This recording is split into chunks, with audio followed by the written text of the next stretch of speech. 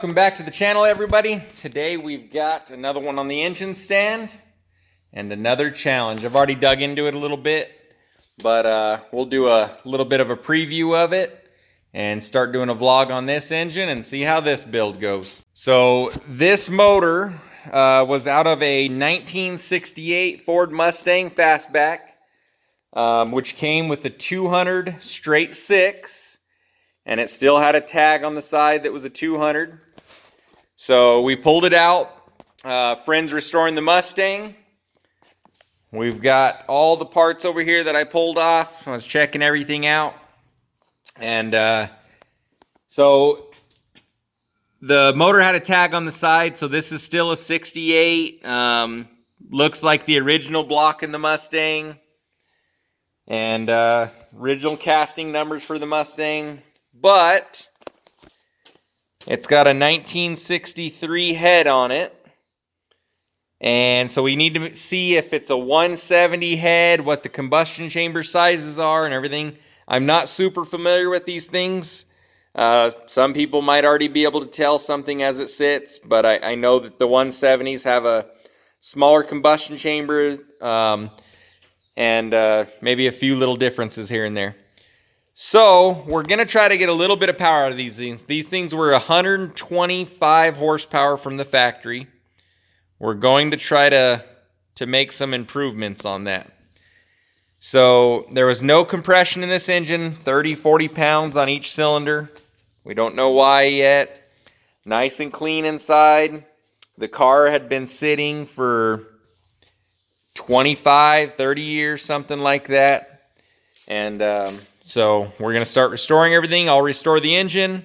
Another guy will restore the car.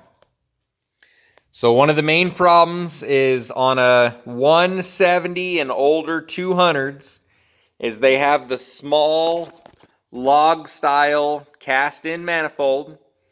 And on the later 200s, they went to a little bit bigger diameter log manifold. But either way, both systems are very restrictive. So you've got your single barrel coming in here. These two cylinders end up stealing most of the air and fuel, and these ones end up starving. So these will tend to run a little bit rich. These will tend to run a little bit lean, and basically not get, well, maybe not rich or lean, but they won't get their volumetric efficiency. So these two, the outer cylinders end up running kind of poorly. So we're going to strip this thing down. I'm sure it's pretty decent shape inside.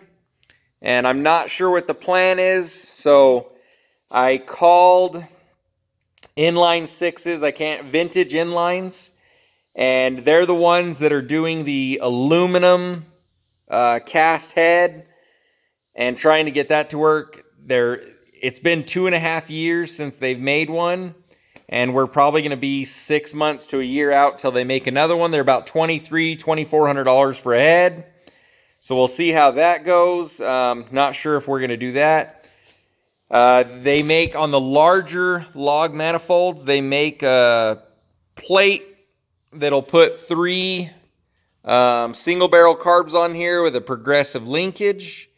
So that's not an option on this head, but if we decide to get a larger log head, we can do that. Same thing, they make a 2-barrel, well, they make a 1-barrel to 2-barrel adapter. That kind of helps a little bit, but you're still fighting through this hole. And then they make a kit where you mill all this flat, you get the 2-barrel sized hole, and you could bolt a 2-barrel on here. That helps a little bit with flow, but then you're still got a few other issues, a few other flow issues. You can't port this. I'm considering just grinding off this whole entire manifold. I know I can't find them. I've seen them before, but I don't know who made them.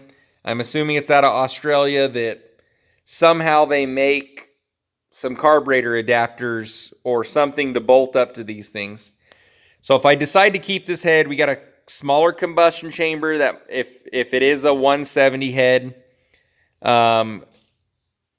we up the compression a little bit, and I'll chop all this off and start making some carb adapters or a big carb adapter plate. Or I'll look into some other options. So pretty much block, normal build. Maybe we'll figure out compression. We'll have to get a custom made cam. And then the block is a pretty normal build on these things. All my fighting is going to be with the head on this thing. And then to see, maybe we want to do a turbo intercooler. I could machine some fuel injectors in here, make it fuel injected. I don't think the budget will allow for anything like that. Borla throttle bodies. There's probably a few options here. And then we'll figure out valve train after that. I also have an engine in storage that is the 250 2-valve cross-flow. That engine is probably pretty expensive and not suited for this job. It's not going to look original, and those engines are pretty valuable in the United States. They're probably still valuable in Australia. And I have probably one of the only ones in the United States. So I'm not sure what I want to do with it, but one day I'll figure out what to do with that. But that's a cross-flow, detachable intake, detachable exhaust. Those things work really well. They flow really well. They probably flow better than the new aluminum castings that they're doing. They make good power. They're still the same setup as the 200, real similar where everything goes. A 240 and 300, I believe, is a longer engine, so they don't fit in the Mustangs. So, yeah, we got a lot to figure out on this.